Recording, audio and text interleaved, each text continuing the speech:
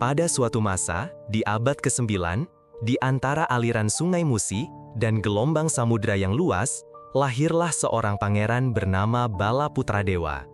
Ia bukan pangeran biasa, ayahnya adalah Samaratungga dari Wangsa Shailendra di Jawa, dan ibunya adalah putri dari kerajaan maritim terbesar di barat, Sriwijaya.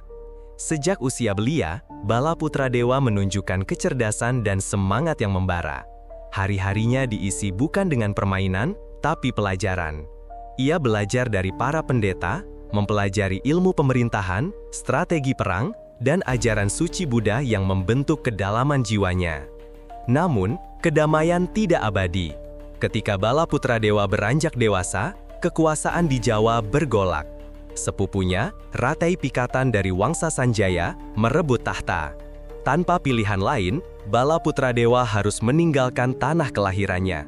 Bukan sebagai pecundang, tapi sebagai pewaris takdir yang lebih besar. Dengan perahu besar dan hati yang berat, ia menyeberangi lautan menuju Sumatera. Negeri leluhurnya menanti. Bukan sekedar pelarian, ia datang sebagai warisan berdarah ganda. Darah Jawa yang agung dan darah Sriwijaya yang megah. Saat ia menginjakan kaki di tanah Sriwijaya, rakyat menyambutnya bukan sebagai orang asing, tapi sebagai darah yang kembali ke akar. Mereka membungkuk bukan karena takut, tapi karena tahu, pemimpin sejati telah datang. Tak butuh waktu lama, Bala Putradewa diangkat menjadi Maharaja Sriwijaya. Di bawah pemerintahannya, pelabuhan kembali hidup, armada maritim diperkuat, dan suara gong kerajaan kembali menggema dari pelabuhan hingga lembah.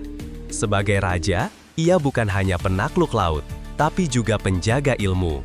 Ia menjalin hubungan diplomatik dengan kerajaan-kerajaan di India, bahkan mendirikan wihara di Nalanda, tempat bagi pelajar Buddha dari seluruh Asia belajar di bawah namanya. Sriwijaya berubah menjadi pusat perdagangan dan pengetahuan. Di jalur laut yang ramai, Bala Putradewa menjaga keamanan dari bajak laut dan pengkhianat.